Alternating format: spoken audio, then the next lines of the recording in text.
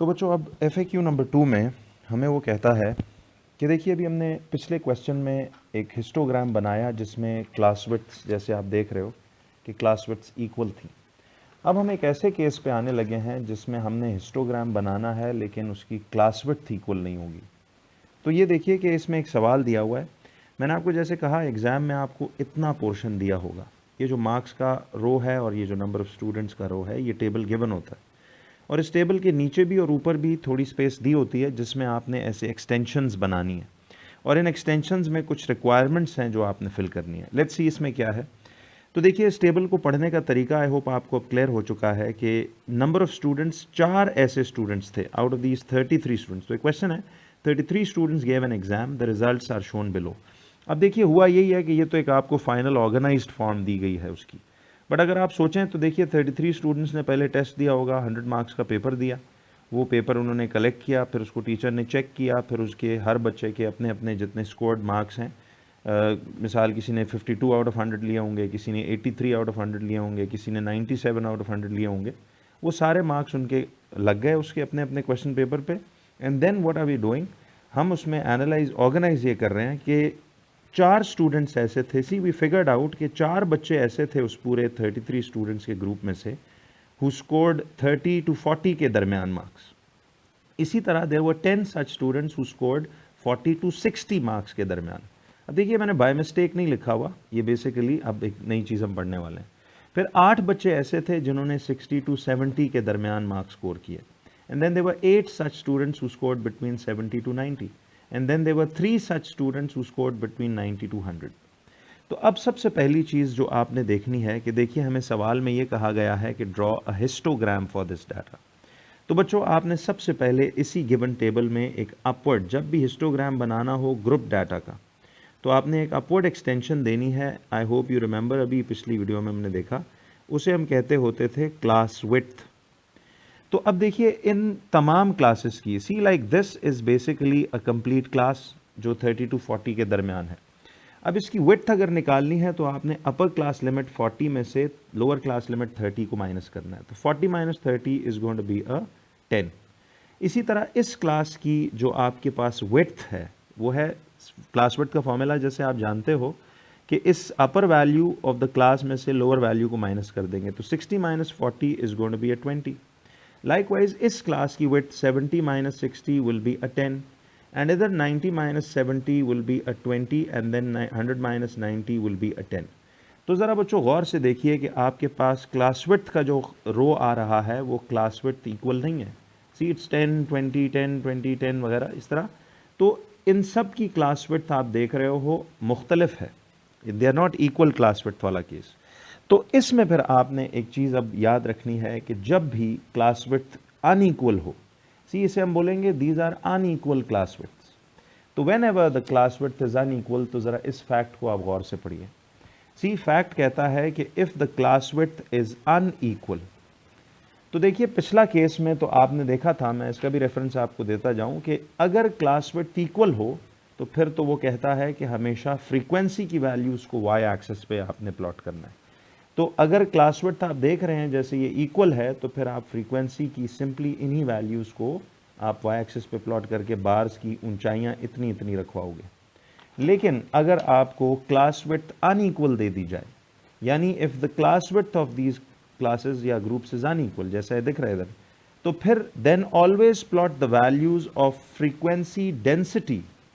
Frequency density एक नई चीज़ इसमें आ चुकी है, मैं आपको एक्सप्लेन करूंगा कि फ्रीक्वेंसी डेंसिटी क्या चीज़ है। तो फिर आपने वैल्यूज ऑफ फ्रीक्वेंसी डेंसिटी को कहता है वाई एक्सिस पे प्लॉट करना है। फिर आपने do not plot frequency values only on the Y axis. तो याद रखिए बच्चों कि जब क्लास विड्थ आपको अनइक्वल दी हुई है, जैसे यहाँ देख रहे हैं आप अनइक्वल क्लास विड्थ हो, तो देखिए क्लास विड्थ का कोई यूज़ नहीं है उसके अंदर, सिवाय सिर्फ ये एक आपको क्लू देगा कि आपने वाई एक्सिस पे क्या प्लॉट करना है। तो आपने देखिए दो बातें याद रखनी है हिस्टोग्राम्स ऑफ ग्रुप डाटा बनाते हुए, कि जब भी क्लास विड्थ इक्वल हो, जैसा इस केस में था क्लास विड्थ इक्वल है, तो फ्रीक्वेंसी को आप प्लॉट करें वाई एक्सिस पे। लेकिन अगर क्लास विड्थ ऐसे अनइक्वल आए तो फिर आप फ्रीक्वेंसी की वैल्यूज इनको प्लॉट नहीं करेंगे वाई एक्सिस पे, बल्कि आपको एक चीज़ है जिसे कहते हैं फ्रीक्वेंसी डेंसिटी। देखिए बच्चों, याद रखें फ्रीक्वेंसी डेंसिटी एक कॉन्सेप्ट है, तो याद रखिए क्लास विड्थ अगर अनइक्वल है तो फिर फ्रीक्वेंसी डेंसिटी की वैल्यूज़ को आपने वाई एक्सिस पे प्लॉट करना है। Now this is what you need to learn कि जब क्लास विड्थ इक्वल होगी तो हम फ़ौरन समझ जाएंगे कि सिंपली फ्रीक्वेंसी की वैल्यूज़ को आपने वाई एक्सिस पे प्लॉट करना है, यानी उनके बार्स की हाइट फ्रीक्वेंसी जितनी ही रखवानी है। लेकिन अगर क्लास विड्थ अनइक्वल हुई तो फिर आपने फ्रीक्वेंसी को नहीं बल्कि एक एक्स्ट्रा खाना आप इधर बनाएंगे जिसे हम कहते होते हैं फ्रीक्वेंसी डेंसिटी। आप फिर फ्रीक्वेंसी डेंसिटी की वैल्यूज़ को वाई एक्सिस के ऊपर ऐसे प्लॉट करोगे।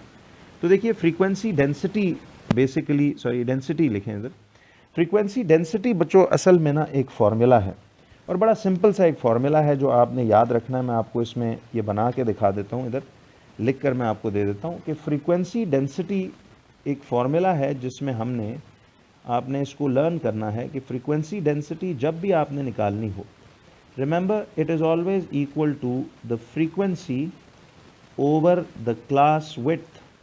तो जब भी आपने फ्रीक्वेंसी डेंसिटी निकालनी हो किसी चीज़ की तो आपने फ्रीक्वेंसी को डिवाइड कर देना है बाय द क्लास विड्थ। देखिए अब आपने इस फॉर्मूला को याद करना है कि frequency density is frequency upon class width.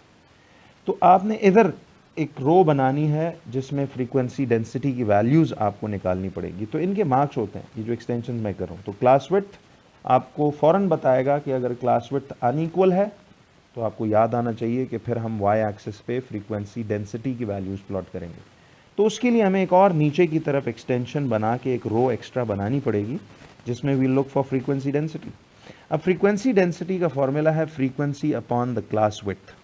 तो देखिए हमारे पास फ्रीक्वेंसी आ रही है इधर। अब इस पूरे ग्रुप की अगर हम फ्रीक्वेंसी डेंसिटी ढूंढना चाहें तो आप ये फॉर्मूला हर बार यूज़ करेंगे कि उसी ग्रुप का जो फ्रीक्वेंसी है, यानी see the frequency of this group is 4, आपने इस 4 को डिवाइड करना है by the class width that is 10। तो फ्रीक्वेंसी ओवर क्लास विड्थ, सी फ्रीक्वेंसी ओवर क्लास विड्थ करने से आपको वैल्यू मिलेगी 4/10 यानी 0.4। तो अब आपने वाई एक्सिस पे 0.4 को प्लॉट करना है, ना कि इस 4 को। इसी तरह से अब इस 40 to 60 वाले मार्क्स के रेंज में जिन बच्चों ने स्कोर किया वो 10 बच्चे थे, और उनकी फ्रीक्वेंसी डेंसिटी हम कैसे निकालेंगे कि फ्रीक्वेंसी की वैल्यू को डिवाइड करेंगे क्लास विड्थ की वैल्यू 20 से। तो हर दफ़ा फ्रीक्वेंसी ओवर क्लास विड्थ करने से आपको फ्रीक्वेंसी डेंसिटी मिलेगी। तो फ्रीक्वेंसी 10 थी, क्लास विड्थ 20 थी, तो 10/20 इज 0.5 ऐसे करके। तो आप ऐसे इसमें फिलअप करते जाओगे बॉक्स में। लाइकवाइज अब इस ग्रुप की अगर आपको फ्रीक्वेंसी डेंसिटी चाहिए तो फ्रीक्वेंसी इसकी 8 है और क्लास विड्थ इसकी 10 है, तो 8/10 would be a 0.8 in this case like this. फिर इसी तरह से हमारे पास फ्रीक्वेंसी 8 है अपॉन क्लास विड्थ 20 है, तो ये 8/20 इज गोइंग टू बी, ये चले अगर आप ओरली ना कर पाएँ तो कैलकुलेटर आपके पास होगा या उसके बगैर भी आपको सिखाया हुआ है, तो ये आ जाएगा आपके पास ये भी 4 आ जाएगा 0.4। एंड लाइकवाइज इधर frequency was 3 and class width is 10, तो frequency is 3, class width is 10, 3/10 would be 0.3। तो आपके पास ये वाली जो वैल्यूज़ मैंने अब फ्रीक्वेंसी डेंसिटी की निकाली हैं, अब इनको आपने वाई एक्सिस पे प्लॉट करना है। तो आई रिपीट, अगर क्लास विड्थ उन तमाम ग्रुप्स की क्लास विड्थ इक्वल हुई तो फिर तो फ्रीक्वेंसी डेंसिटी का कोई काम नहीं, फिर आपने वाई एक्सिस पे सिंपली फ्रीक्वेंसी प्लॉट करनी है। तो learn this, if the class width is equal plot frequency on the Y axis, if the class widths are unequal जैसे यहाँ है तो फिर आपको एक एक्स्ट्रा खाना इधर क्रिएट करना पड़ेगा। अब इसके अपने मार्क्स हैं और हिस्टोग्राम के अपने। फ्रीक्वेंसी डेंसिटी की वैल्यूज़ आपको लगानी है। फ्रीक्वेंसी डेंसिटी का फॉर्मूला याद कर लीजिए, frequency over the class width. तो फ्रीक्वेंसी भी आपको दी हुई है 4 ओवर क्लास विड्थ 10, तो आप हर दफ़ा हर एक ग्रुप की फ्रीक्वेंसी डेंसिटी वैल्यू निकाल सकते हो। अब इसका हम हिस्टोग्राम बनाएंगे। देखिए अब हमने इसका जो हिस्टोग्राम बनाना है इस ग्राफ पेपर के ऊपर, अगेन बच्चों देखिए आपको इतना पोर्शन पहले से ये आपको वैल्यूज़ प्लॉटेड मिलेंगी, मार्क्स वाली भी, और फ्रीक्वेंसी डेंसिटी का अलबत्ता आपने खुद सोचना है। लेकिन मैं आपको ये कह रहा था कि देखिए आपको ये बात बड़ी इंपॉर्टेंट याद रखनी है कि अगर हिस्टोग्राम ग्रुप डाटा का आप हिस्टोग्राम जब भी बनाओ तो आपने हमेशा क्लास विड्थ को एक बेस पॉइंट बना के आगे चलना है। क्लास विड्थ इक्वल है तो सिंपली फ्रीक्वेंसी की वैल्यूज़ की बार्स की हाइट्स बनाएं, बट अगर क्लास विड्थ अनइक्वल है तो फिर आपको फ्रीक्वेंसी डेंसिटी की वैल्यूज़ को वाई एक्सिस पे लाना होगा। ज़रा गौर से देखिए कि आप फ्रीक्वेंसी डेंसिटी की वैल्यूज़ देख रहे हो, हाईएस्ट पॉसिबल 0.8 तक ही जा रही है। तो ये सारे 0.4, 0.5, 0.8, 0.4, 0.3 टाइप हैं। तो मैंने खुद सोचा कि देखिए अब इधर क्लास विड्थ अनइक्वल थी, तो मैंने वाई एक्सिस पे अब फ्रीक्वेंसी की वैल्यूज़ नहीं बल्कि फ्रीक्वेंसी डेंसिटी की वैल्यूज़ को प्लॉट किया है। और ये 0 से 0.1, 0.2, 0.3, तो हर बॉक्स को मैंने 0.1 का ऐसे राइज दे दिया। तो देखिए सपोज अब ये आपके पास इस तरह से आ रहा है। अब इसका हिस्टोग्राम अब कैसे आप बनाओगे, तो आगे तो आसान है। देखिए 30 से लेके 40 तक मार्क्स लेने वाले, अब आपने क्या सोचना है, किसी 30 टू 40 का जो आपके पास ही आ रहा है, 30 टू 40 मार्क्स लेने वाले की फ्रीक्वेंसी डेंसिटी है 0.4। तो अब 4 तक राइज नहीं दिखाना बल्कि फ्रीक्वेंसी डेंसिटी 0.4 राइज दिखाना है। तो सी अगर मैं इसको देखूं यूं, तो आपने 30 से लेके 30 टू 40 जाना है और 0.4 बार की हाइट दिखानी है। तो आप 30 टू 40 गए और सपोज आपने ये 0.4 ऐसे बार की यूं हाइट दिखा दी इस तरह से, लाइक दिस। तो you can all clearly see कि यहाँ पे आपके पास 30 टू 40 ये 0.4 जा रहा है। इसी तरह से फिर 40 टू 60 0.5 उसकी हाइट है। तो आपने 40 से लेके 60 तक अब जाना है। अब गलती से देखिए 40 टू 50 ना कर दीजिएगा। 40 टू 60 आपने बार की विड्थ रखनी है यूं, और आपने इसकी 0.5 तक शो करनी है उसकी जो विड्थ है। तो 40 टू 60 हम यूं चले गए और इस तरह से मैंने 0.5 तक उस बार की हाइट यूं दिखा देनी है, लाइक दिस। तो अब इसका बार जो है देखिए इससे थोड़ा सा ब्रॉड है, क्यों? बिकॉज इसकी क्लास विड्थ डबल है कंपेयर टू इस क्लास के। इस क्लास की विड्थ डबल है, इसीलिए उसका बार की चौड़ाई भी डबल है। नाउ सिमिलरली 60 टू 70 आपने जाना है और 0.8 राइज कराना है, क्योंकि अब फ्रीक्वेंसी डेंसिटी प्लॉट करनी है आपने वाई एक्सिस पे। तो 60 टू 70 वाला जो बार है, 60 टू 70 वाला जो बार है, इसकी वैल्यू 0.8 तक हम यूं राइज दिखाएंगे इसको। तो this will come up something like this. तो ये आपके पास आ जाएगा 0.8 तक ऐसे करके। नाउ 60 टू 70 तो 0.8 तक ऐसे आ गया। इसी तरह से 70 टू 90 वाला 0.4 तक आपने राइज कराना है। तो 70 टू 90 आपने जाना है और 0.4 आपने ऐसे राइज कराना था। तो 70 टू 90 हम यूं चले गए और ये आपके पास ये 0.4 तक ऐसे आ गया। एंड देन 90 टू 100 आपने जाना है और 0.3 तक। तो 90 टू 100 आप जाएंगे और ये 0.3 आपके पास ऐसे इस तरह से करके यूं आ जाएगा, लाइक दिस। तो see this will be the histogram for this type of a data. And again आपने इसको अगर पेंसिल से हर बार को, ज़ाहिर आप ये बार्स भी पेंसिल से ही बनाएंगे, लेकिन ऐसे इनको जस्ट फॉर प्रोमिनेंट करने के लिए इनको ऐसे आप ज़रा डार्क शेड कर दीजिएगा। असल में देखिए शेडिंग बेस्ट होता है कि आप यूँ चलें लाइन वाइज फॉर्म भी कर सकते हो, लेकिन अगर आप इसको फुल शेडिंग कर दो ऐसे तो ज़्यादा बेहतर है। खैर ये आपका हिस्टोग्राम बन जाएगा। अब ये है histogram of unequal class width. तो रिमेंबर अनइक्वल क्लास विड्थ है तो फिर आपने मार्क्स तो हर केस में एक्स पे ही आएंगे, बट अगर इक्वल क्लास विड्थ हो तो फिर तो सिर्फ फ्रीक्वेंसी की वैल्यूज़ जो टेबल में दी होंगी वो वाई एक्सिस पे आएंगी। बट अगर अनइक्वल क्लास विड्थ है जैसा ये केस था, तो फिर फ्रीक्वेंसी डेंसिटी की वैल्यूज़ आप वाई एक्सिस पे प्लॉट करोगे। तो इट्स वेरी सिंपल थिंग कि आपने हिस्टोग्राम बनाना था इस डाटा का, और ये ऐसा डाटा है जिसकी क्लास विड्थ अनइक्वल है। तो फिर आपने वाई एक्सिस पे फ्रीक्वेंसी डेंसिटी की वैल्यूज़ को प्लॉट करना था। फ्रीक्वेंसी डेंसिटी का फॉर्मूला आई होप आपको समझ में आ गया।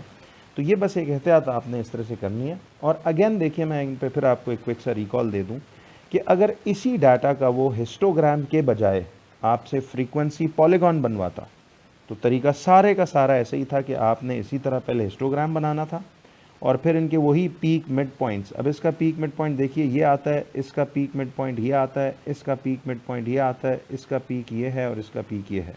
तो अब आप फुट रूलर से इसको इसके साथ, इसको इसके साथ, इसको इसके साथ और इसको इसके साथ जोड़ के हिस्टोग्राम नीचे से रब आउट कर देते। बट ये तब करते जब वो फ्रीक्वेंसी पॉलीगॉन पूछता। बट जस्ट हिस्टोग्राम जब मांगा है तो ये सारी वर्किंग करके आपने इस तरह से एक हिस्टोग्राम उसको बना के देना। तो बच्चों ये था तरीका histogram of unequal class width का।